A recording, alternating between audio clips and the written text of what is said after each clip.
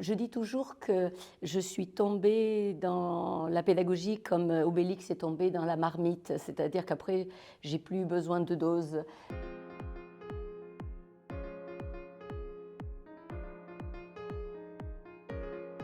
Je m'appelle Isabelle David, je suis formatrice auprès des étudiants infirmiers.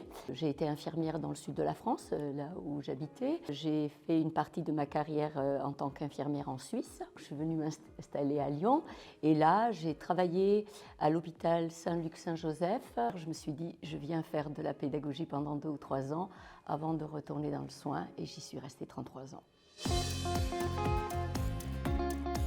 Rockefeller m'a apporté quelque chose qui fait que j'ai pas eu envie de changer, qu'on n'a pas la motivation à changer, c'est qu'on était sans arrêt dans l'anticipation et l'innovation. À aucun moment, je me suis posé la question de partir pour faire de la pédagogie ailleurs, parce qu'ici, il y avait du renouveau qui me stimulait en permanence. Mes valeurs de jeune formatrice se sont construites dans cette école. Elles adhéraient à la personne que je suis. Moi, j'ai 2 maisons, après 33 ans. J'ai Rockefeller et puis j'ai ma maison à moi. Je ne jouais pas à l'infirmière, c'est tranquille. J'ai jamais trop dit, quand je serai grande, je ferai cela. J'ai passé l'examen de l'école d'infirmière pour suivre une copine. Et puis en fait, petit à petit, j'ai beaucoup aimé. L'avantage, c'est que j'imaginais pas grand-chose, puisque ça m'a un peu pris au dépourvu. Je dis toujours que je suis tombée dans la pédagogie comme Obélix est tombé dans la marmite, c'est-à-dire qu'après, j'ai plus besoin de doses. Ce que j'attendais, c'était que ça ne me coupe pas du soin. Et ça, je l'ai retrouvé. C'est-à-dire qu'en fait, je crois que la pédagogie m'a permis de me maintenir dans mon idéal du soin. C'est ce qui m'a permis de continuer à voir le soin ou à me faire à l'idée, peut-être que c'est ambitieux, que le soin allait continuer tel que je me l'imaginais parce que j'allais former les gens aussi un petit peu, j'allais participer à cette formation et finalement enseigner et soigner. Il y a un auteur qui dit, alors certains disent Freud, d'autres disent Nietzsche, mais n'empêche qu'il paraît que ça fait partie des 3 métiers de l'impossible. Enseigner, soigner et gouverner. J'en ai fait 2 sur 3.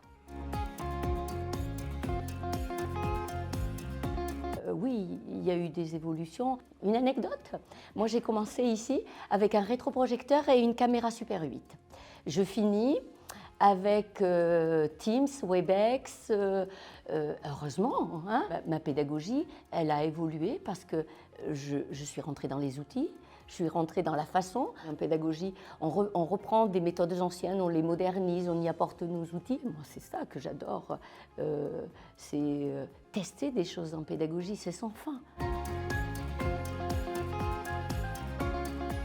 C'est déjà de bien en profiter, ça c'est vrai que je leur demande de profiter pleinement du temps qu'ils ont d'études parce qu'on est un métier qui est un métier quand même qui est lourd dans la relation à l'autre malade, dans la vulnérabilité. Beaucoup d'entre eux sont jeunes, même si on a des gens plus âgés. Je suis toujours très attentive quand ils me parlent d'eux en première année à leur demander s'ils ont des activités sportives, culturelles et surtout de ne pas les abandonner, de bien les garder et si parfois quand ils ont changé de ville, de reconstruire quelque chose parce que devenir un professionnel, c'est un développement personnel et un développement professionnel et c'est vraiment un équilibre entre les deux qu'il faut qu'ils maintiennent. Ça, je pense que ça fait partie de leurs moyens de réussir, être bien dans leur peau. Le premier, et j'y tiens vraiment, c'est celui de l'innovation. En fait, ce qu'il faut savoir, c'est qu'il y a eu des évolutions et des innovations, mais que souvent elles ont été anticipées ici à Rockefeller. On a essayé toujours d'avoir un pas d'avance.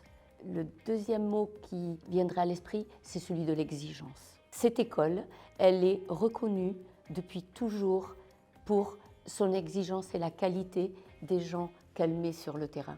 Je garderai en 3e lieu le mot accompagnement.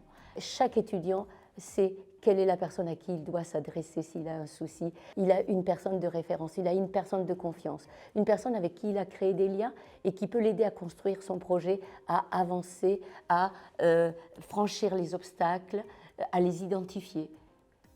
Ça, c'est un sacré challenge.